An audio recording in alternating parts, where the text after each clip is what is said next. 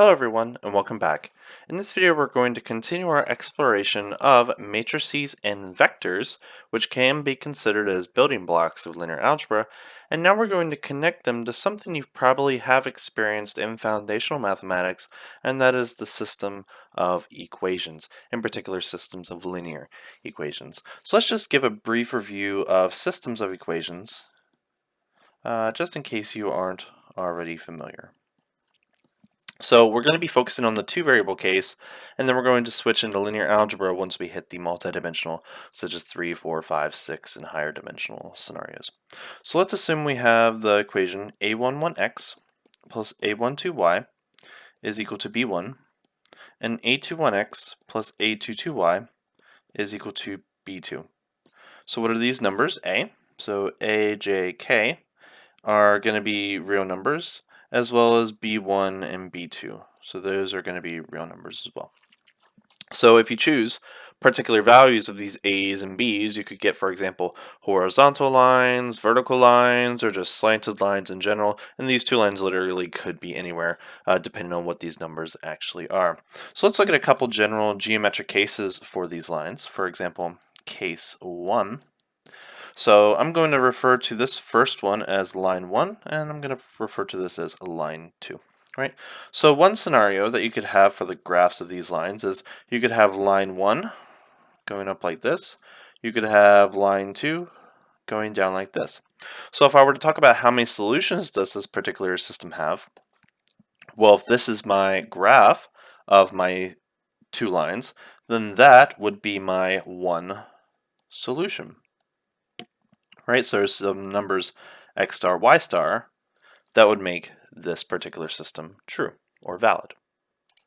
Notice that for this particular case to exist, the slopes of these lines cannot be equal to one another. So if the slopes are equal to one another, then you could have something such as the following. So if the two lines have the same slope, for example, this is the most famous one, I guess you could say. This would be your parallel lines. So parallel lines, that's when the slopes are equal to each other. So in this scenario, how many solutions do we have, i.e. how many times do these lines cross? So in this case, we would have no solution. But these parallel lines are special in the sense that they do have two different vertical intercepts. Moreover, they also have two different x-intercepts, right? So we could actually spice things up a little bit. For example, case 3, the slopes could be equal to each other and the intercepts are also equal to each other. For example, if I draw my first line here, and then my second line exactly on top of it, are these parallel lines? Well, if you define parallel lines as lines that never cross, then the answer would be no. If you define parallel lines as lines that have the same exact slope, then they would be. But usually this has a special name. We usually refer to these lines as collinear lines. That is, they are lines that sit exactly on top of each other. So how many solutions do they have? So in this particular picture, these lines cross infinitely many times, but not any solution, because clearly this point over here does not satisfy either of those lines, but there are infinitely many solutions,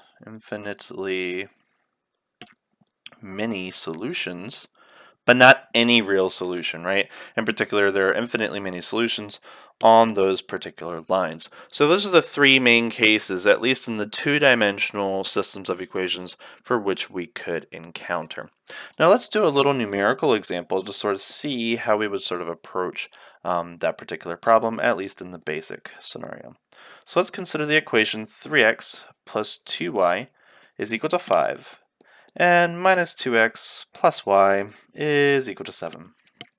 So, is this a case 1, a case 2, or a case 3? And if it is case 1, what is the solution? If it is case 3, how can we express those infinitely many solutions? So that's what we're going to be looking at least to start. So the first thing I'm going to do is I'm going to write all these equations in y equals mx plus b, or slope-intercept form. A lot of people are comfortable analyzing lines in that particular manner. At least then we can see the slopes. So the first equation, so we can subtract 3x from both sides and then divide both sides by 2. So that's going to be equal to y is equal to negative 3 halves x plus 5 over 2. And the next equation, I'm going to add 2x to both sides. My leading coefficient is 1, so I don't need to divide by anything. So that's going to be y is equal to 2x plus 7.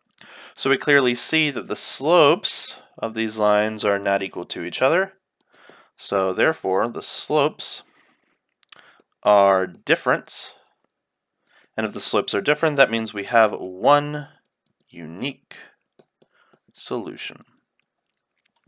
So if it has one unique solution, well, what is it? Well, if y is equal to this statement and y is equal to that statement for any given y, that means these two expressions must be equal to each other. So that means negative 3 halves x plus 5 halves must be equal to 2x plus 7 at that unique x for which this is true. Right? So I can multiply both sides of this equation by 2 to get rid of those fractions. So I'm going to have negative 3x plus 5, and that's going to be equal to 4x plus 14. And then I'm going to have what? So I'm going to, let's add 3x to both sides and subtract both sides by 14. So that's going to be 7x is equal to minus 9, and that's going to give us x is equal to minus 9 sevenths as our x solution. Now that I have x, now I can substitute this x value into either one of these equations, the first, the second, it doesn't matter because they should give you the same value because that's where they cross. So what I'm going to do is I'm going to plug it into the second one because it doesn't have fractions at least to start, so I'm more happy with that equation. So the special y value is going to be equal to 2 times negative 9 sevenths plus 7. And that's going to be equal to negative 18 sevenths plus 7 over 7 times 7 on the top. And that's going to give us 49 minus 18 sevenths, and that's going to give us 31 sevenths as our y value for our solution. So that means, if we sort of summarize everything that we have here, so that means our solution is negative 9 sevenths, comma 31 sevenths. All right. So if we were to graph these lines, so negative 9 sevenths is somewhere over there, 31 sevenths is going to be over here, so that point is where these two lines cross. So if I call this first line, let's call that line 2, and let's call this first one line 1 because that's going up. So line 1 would be here, and then line 2, let's see where he crosses, 7, so somewhere along those lines. So that would be line 2. So that would be the graph of my solution and the solution for we just found. So that's how we can solve 2x2 equations via what we call substitution. But we're going to talk about more sophisticated ways later, but that's the start of systems. Now my question now is this: how does this connect to matrices? So let's take a look and see how that comes about. So to begin, let us consider this equation.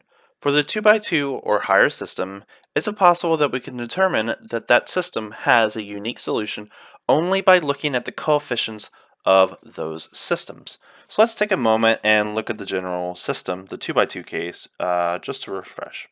So a11x plus a12y is equal to b1, and then a21x plus a22y must be equal to b2.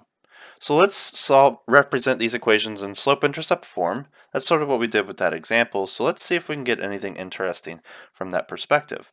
So that's going to give us y is equal to negative a11 over a12 x plus b1 all over a12.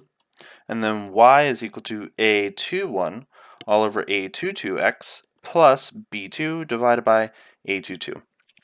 So of course we have a couple restrictions here.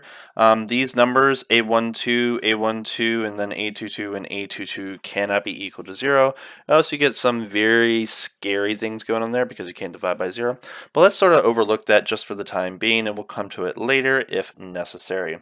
So when do these lines have a unique solution? So we know that this has a unique solution geometrically if and only if the slopes m1 and m2 are unequal. That means the slope of line 1 and the slope of line 2 cannot be equal to each other. So that means negative a11 over a12 cannot be equal to negative a21 over a22, right? So that means it doesn't even matter about these coefficients b1 and b2. So let's just rearrange this equation. So I'm going to multiply both sides by negative 1 to get rid of that negative sign, multiply both sides by a12, a22, and that's going to give us the relation a11, a22 minus a12, a21 cannot be equal to 0. So this is the criteria that must be met in order for our system to have a unique solution. Now what I want to do is look at these coefficients in more detail because we've already determined that it's actually independent of these values b1 and b2. Let's actually look at a matrix who has those coefficients. So let's consider the matrix, let's call it A. Let's call it A11, A12, A21, and A22, right? So do you remember how to take the determinant of a 2 by 2 matrix? So the determinant of this 2 by 2 matrix is going to be equal to the product of these two minus the product of those two. So that's going to be A11 times A22 minus A12 times A21. Notice that they have the same exact representation. Isn't that interesting? So what can we say? So that, therefore, a 2 by 2 system has a unique solution if and only if the determinant of the coefficient matrix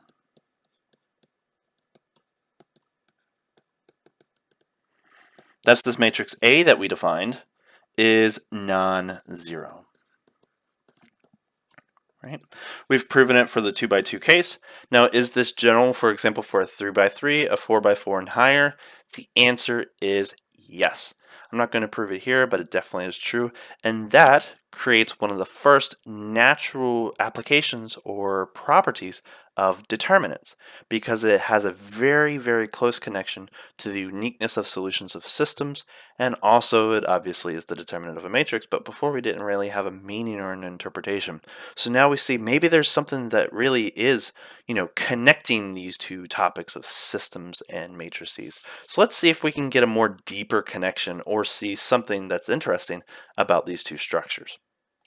So let's take a look at a particular equation that is actually going to be used to make that important connection. So observation. All right. Let's consider the following matrix structure. In particular, A11, A12, A21, A22 times the vector xy, and let's assume that's equal to the vector b1, b2. Does this structure look familiar? Well, let's just make sure that this matrix multiplication actually works out. So we have a 2 by 2 matrix times a 2 by 1 vector, and that should be equal to a 2 by 1 vector. Well, is that the case? Well, can you multiply a 2 by 2 and a 2 by 1? Yes, because the interdimensions agree, and the resulting vector should be a 2 by 1 vector, which this is indeed a 2 by 1 vector. Right? So let's actually work out the math on the left-hand side. So how do we do matrix multiplication? So for example, we do the dot product of the transpose of the first row with xy. So that's going to give us a11x plus a12y. And then for the second element, we're going to do the dot product of that transpose times that particular column vector. That's going to give us a21x plus a22y. So that is the 2 by 1 vector on the left, and by definition this should be equal to b1, b2, which of course is a 2 by 1 vector. So one property of the equality of matrices is, let's call this a star. So two matrices, I guess you could say this is a definition of equality, if and only if all of their components are equal. right? So the only way that this vector and that vector are equal is if their first row value is equal and their second row value is equal. And of course, please pay attention that this is a value, not a vector, okay? So that means the only way that is the case is if a11x plus a12y is equal to b1, and a21x plus a22y is equal to b2. That means both of these must be satisfied simultaneously. That means that is a system. That's our system of equations, our 2 by 2 case. What if we realized here? So that means a11x plus a12y equals b1, a21x plus a22y is equal to b2. This is equivalent to this following statement: a11, a12, a21, a22 times xy equals b1, b2. That is, these two structures are the same exact thing, just different perspectives of looking at them. So we call this the system form of the equations, and we call this the matrix form, or the matrix equivalent of that system. So we already know how to solve at least the 2 by 2 case in system form. So here's one question. Is it possible to solve systems via matrices? Is it possible to solve systems via matrices? The answer is, take a guess, yes. So let me take a moment and show you how you can actually solve systems of equations using only matrices and their determinants. So the method that you can use to solve systems of equations via only matrices and determinants is known as Cramer's rule. At least this is one of the ways that you can solve them. So as we already proven, this 2 by 2 system is equivalent to the following matrix equation: A, A11, A12, A21, A22. Let's consider the vector x, which is defined to be equal to the vector xy. And let's consider the vector b, which is going to be b1, b2. That means this system is equivalent to the equation ax is equal to b, which technically is what we call a matrix linear equation. Okay, so now we're going to consider a slight variation of this matrix A.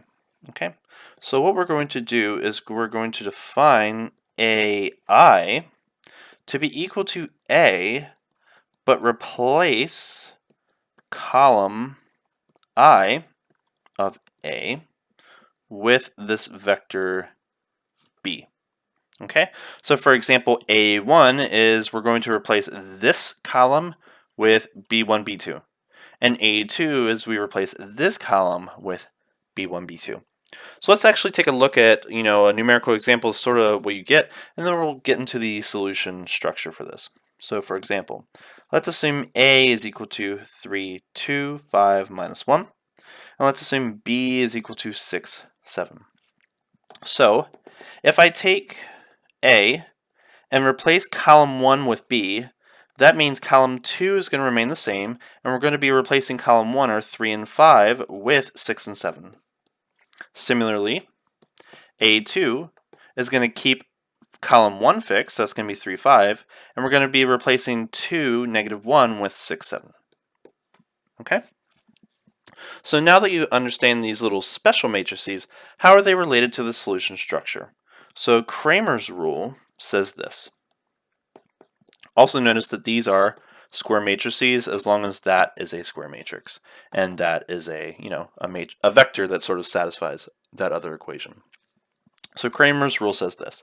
So the solution x is going to be equal to the determinant of a1 divided by the determinant of a, and y is equal to the determinant of a2 divided by the determinant of a. So where xy is the solution to the system, in particular the unique solution to the system. Well, how can I guarantee that this is a unique solution to the system? Because in order for this structure to work, the determinant of A must not be equal to 0, which we've already proven, or at least for the 2 by 2 case, that that is a necessary and sufficient condition for a unique solution to that 2 by 2 system to exist, right? So keep in mind that determinant of A not equal to 0 implies unique solution. All right, so let's look at a numerical example all solved out and see how we can use this Cramer's rule to solve it. So let's see if we can solve the systems of equation 3x plus 2y equals 6, 5x minus y is equal to 7 using this Cramer's rule. Yes, it's a 2 by 2 system. You probably can use it via substitution, elimination if you're familiar with it, but we're going to be seeing this Cramer's rule in action because this is actually very, very useful if your numerical linear algebra is very solid, which we'll get to a little bit later. So our coefficient matrix is going to be 3, 2, 5, minus 1, and our column vector on the right-hand side is going to be the vector 6, 7. Okay, so let's first off find the determinant of this matrix to see if this system actually does have a unique solution. So the determinant of A is going to be equal to 3 times minus 1 minus 5 times 2. So that's going to be equal to minus 3 minus 10. That's going to be equal to minus 13. That's not equal to 0. That means this has a unique solution. So we can proceed with the Cramer's rule. So let's get our replacement matrices. So A1, we're going to be replacing column 1 with B. So it's going to be 6, 7, 2, minus 1. And then A2 is going to be equal to 3, 5, 6, and 7. Let's find the determinant of each of these matrices. So the determinant of A1 is going to be equal to minus 6 minus 14, so it's going to be equal to minus 20. And then the determinant of A2 is going to be equal to 21 minus 30, that's going to be equal to negative 9. Okay, so via the Cramer's rule, what is the solution? So remember, x is equal to the determinant of A1 all over the determinant of A, and y is equal to the determinant of A2 divided by the determinant of A. Now, if you want an analytical proof of the 2 by 2 Cramer's rule, it's actually quite easy. It just requires a little bit of algebraic manipulation. As long as you're clever, you should be able to construct that. So replacing all of our solutions, what is the determinant of A1? So that's going to be negative 20 all over 13. So that's going to be equal to what? Oh, let's not lose that little negative sign there that's sort of trying to hide from us. So negative 20 over negative 13. So that's going to be equal to 20 over 13. And then negative 9 over 13, negative 13, that's going to be equal to positive 9 over 13. So that means my solution is xy equals 20 13ths, 9 over 13ths, and if you use any other method, you will be able to see that that is indeed the result. Now let's see if we can do this for the 3 by 3 systems of equations. Let's consider this 3 by 3 systems of equations. What would be my coefficient matrix? So my coefficient matrix in this scenario would be 4, minus 2, 3, 2, minus 1, 1, 1, 2, minus 1, and our column vector B is going to be equal to 9, 4, minus 1. So one can find that the determinant of my coefficient matrix, the determinant of A, is going to be equal to 5. And how are we going to do that? Well, since it's a 3 by 3 systems of 3 by 3 matrix, you can find the determinant, for example, via Sarus's rule, or you could use the method of expansion by submatrices if that works for you as well. So since the determinant is non-zero, that means this system does have a unique solution. Therefore, we can proceed with Cramer's rule. So let's look at our column matrices. So A1 is going to be equal to, so we're going to be replacing column 1 with B. So it's going to be 9, 4, minus 1, and then we're going to have everything else the same. So negative 2, 3, negative 1, 1, 2, minus 1. And then A2 is going to be equal to, so column 1 and column 3 is going to stay the same, and we're going to be replacing column 2 with B. So 9, 4, minus 1.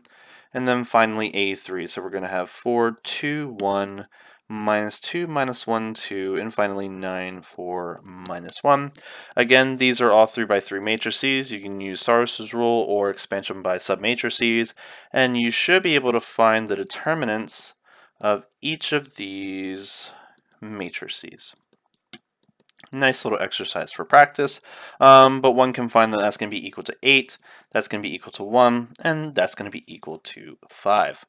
Now that we have the determinant of our coefficient and our column matrices, therefore we should be able to find our solution. So x is going to be equal to the determinant of a1, 8, divided by the determinant of coefficient matrix, 5. So that's going to be equal to x8 over 5. Our y is going to be equal to 1 over 5. And then z is going to be equal to 5 over 5. So that means what? That means our solution is xyz equals 8/5, 1/5, 1. And that is our solution to this 3 by 3 system via Cramer's rule. Yes, although the determinants are tricky and tedious, especially once you hit 4 by 4 and higher, but it does always generate a solution strategy when the determinant of A is non-zero. Let's look at another systems of equations, but let's drop back to a 2 by 2. So if this is my 2 by 2, what is my coefficient matrix? That should be equal to 3 minus 2, 6 minus 4, with our column vector equal to 7 minus 5. Let's look at the determinant of A. So the determinant of A is going to be equal to minus 12 minus minus 12. That's going to be equal to 0. So if it's equal to 0, that means there is no unique solution. Be very, very careful. No unique solution does not mean it doesn't have a solution. Not necessarily, because it could imply infinitely many solutions, right? But there's no unique solution. Now, also, if you have a matrix A and its determinant is equal to 0, sometimes we say that A is called a singular matrix. That's another name for matrices whose determinant is equal to 0. We'll get back to this term a little minute of why we call it a singular matrix, but for now it's just a terminology thing that you may want to be aware of. So we have a no unique solution scenario. So we have two cases. Is it infinitely many, or is it no solution? Because in the two-dimensional case, those are the only three cases, right? Unique, infinitely many, and none.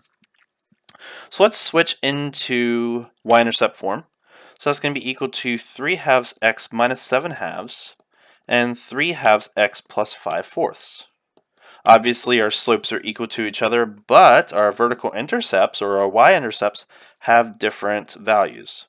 So we have different y-intercept values.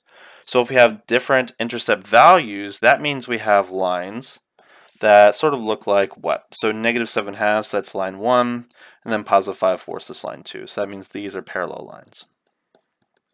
Right? So since we have parallel lines, that means what? That means we have no solutions. Okay? So some people say that our solution set S is the empty set. Right? Let's look at one other example of systems where we don't necessarily have a unique solution.